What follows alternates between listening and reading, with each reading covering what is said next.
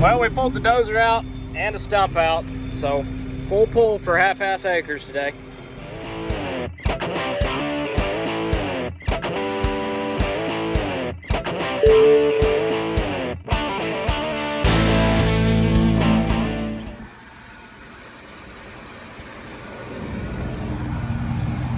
Pulled the dozer out,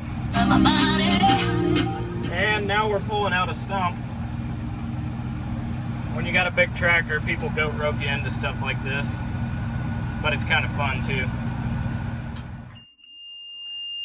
Now, not to be one of those lazy grain farmers that waxes their equipment all the time and stuff, but it's starting to sprinkle, so I'm gonna put the combine up.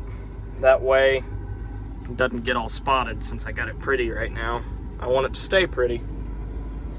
So go ahead, drop your mean comments about how us lazy grain farmers, all we do in the off season is shine our equipment, but I don't care.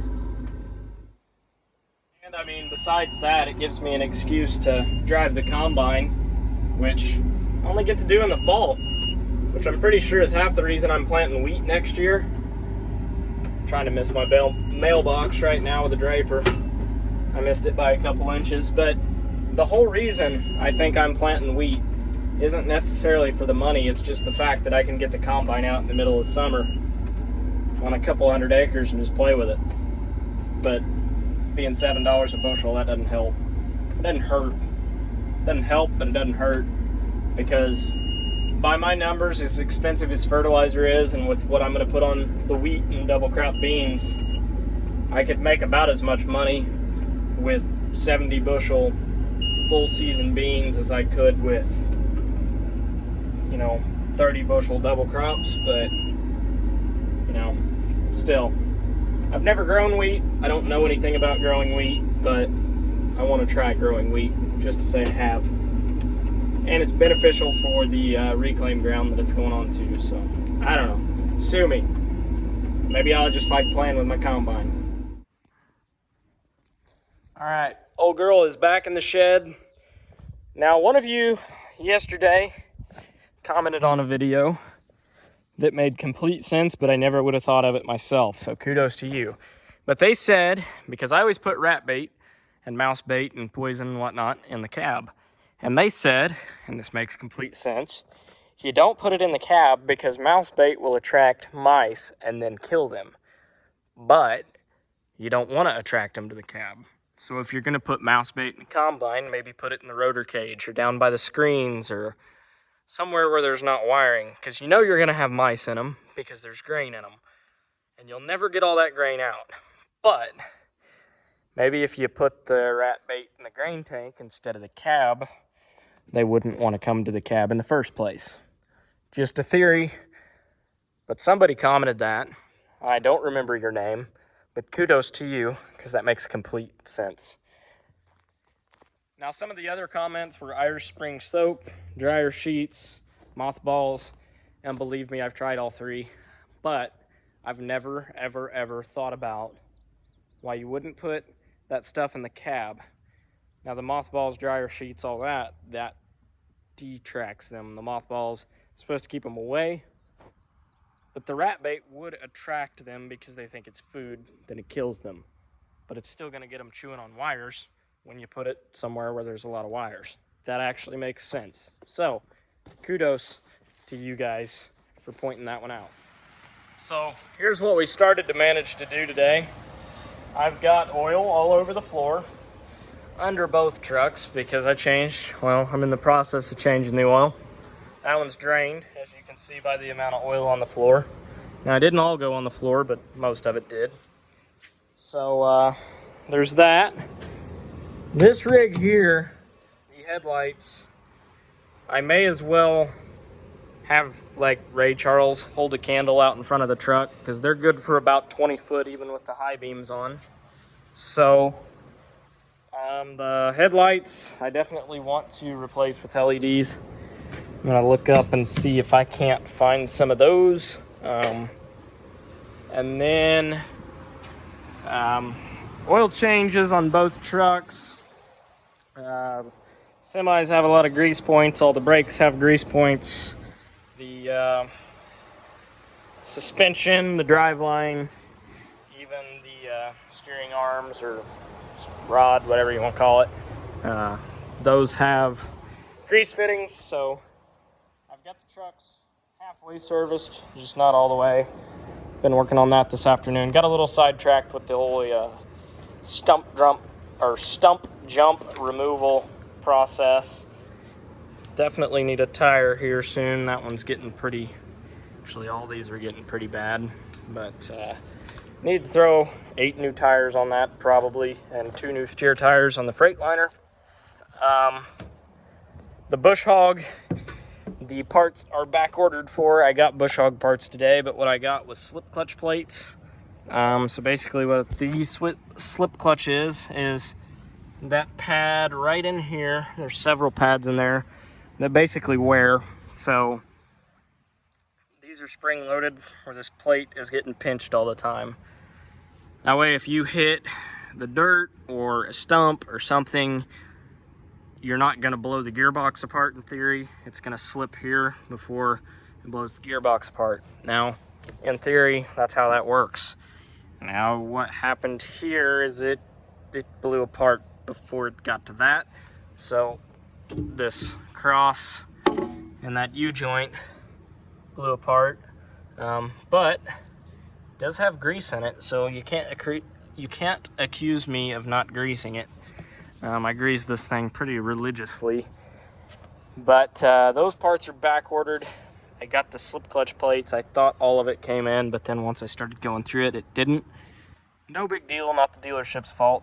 Parts are just hard to get for certain things right now, and it sucks, and it kind of worries me for what this fall might be, because what happens when the combine breaks down and parts are back ordered and you can't get parts, and you got, you know, several hundred acres left to combine, even 1,000 acres left to combine, and you can't. That's a little concerning. But Bush Hog, that's minor. If I don't clip fescue along the field edges, it's not the end of the world, but I do like to have my field edges looking nice and spiffy. And so do some landlords, which is all the more reason to do it, because you keep the landlords happy, and it typically keeps you happy. Now the Steiger, it pulled out a D5 today and a few tree stumps, so it didn't let me down, but I pulled that back in the shop because the air conditioner's being a little weird on it. It's blowing cool air, but it's not cold, so I'm gonna pop the seat up on it, maybe blow the condenser out. I'm thinking maybe that's what it is.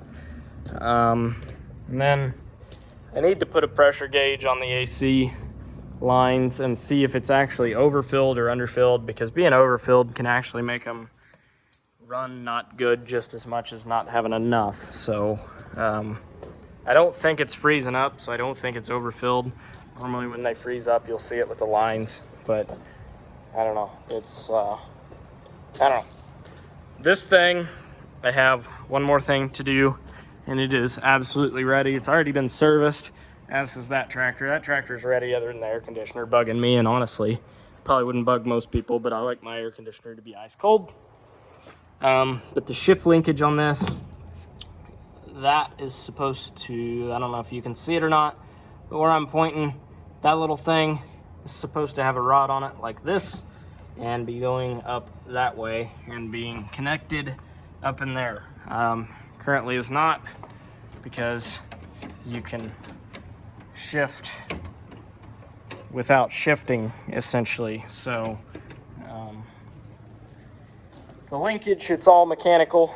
The gear shift linkage is all mechanical on this tractor, which I would rather a transmission linkage or gear shift be assed up mechanically than the new tractors where it's electronically, because mechanically with a set of wrenches I can still fix it.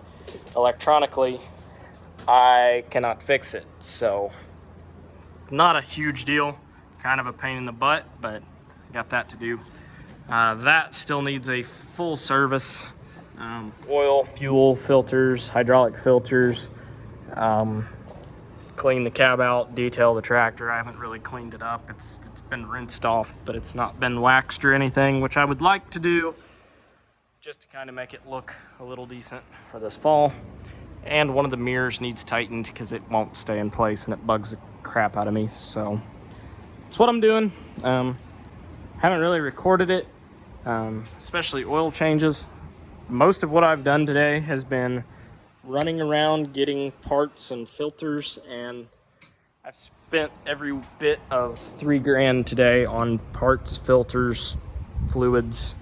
There is a barrel of hydraulic oil and a barrel of engine oil in the back of my truck right now. So you start getting stuff like that, and it doesn't take long to hit $3 grand. But belts are good on both trucks. Everything looks good on both trucks. Just got to keep going through them, do my thing, and make sure they're ready to haul some grain this fall. Now, when I start changing the oil, as far as, not when I change the oil, but for me, I'm taking a lot of this footage on my phone, not necessarily a GoPro. I posted a video a couple days ago, and I don't know what was going on with it, but for some reason, the footage that I've taken on a GoPro is not wanting to cooperate with the editing program that I have. Now, it isn't the GoPro, it is the editing software. So I'm currently looking for a different type of editing software, which kind of ticks me off because I spent like $150 on the editing software that I have, only to find out that it's not real compatible with GoPros. So I posted a video a few days ago that was super jumpy, super choppy towards the end of it. Like the middle of the video, I don't know, the video quality sucked. Like on my computer, it all looks good, but when I export the video, for some reason, it doesn't work out. And I exported it several different ways and uploaded it to YouTube privately, not for you guys, but I mean, the video's on there, but it sucks.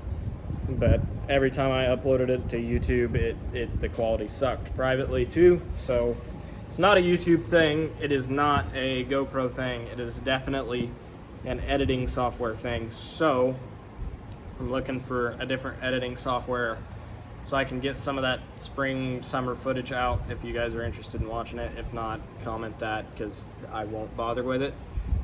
But since I'm taking a lot of this footage like right now on my phone, I'm not really recording myself change the oil, spinning the filter off, greasing a grease fitting, because my hands are filthy and I don't want my hands all over my phone to do that. You guys probably know how an oil filter turns off, so I'm just giving you a play-by-play after the fact rather than you seeing me do it. But if I run into any neat issues, I'll record that. But so far, so good. Now, if anybody's a good housemaid and wants to come clean up the shop a little bit for me, I would be appreciative of that. The shop's a mess right now, but you know, it's a shop. It's being used for its intended purpose, but I hate when tools are just laying everywhere and parts are everywhere, because when I go to work on stuff, I want everything right where I want it, but when you're working on this much stuff at once, it just doesn't always work out that way. Anyhow, since I promised that I would upload a little more frequently, putting this video together, I uploaded one yesterday. When this video is uploaded tonight, it will be recorded today. So today's August 9th, 18th, 19th, something like that. I don't know, whatever today is. The day this is uploaded was the day it was recorded. So I'm trying to make some current stuff. So if you guys do like the video, don't forget to subscribe, like, do the whole YouTube shenanigan thing, and thanks for watching.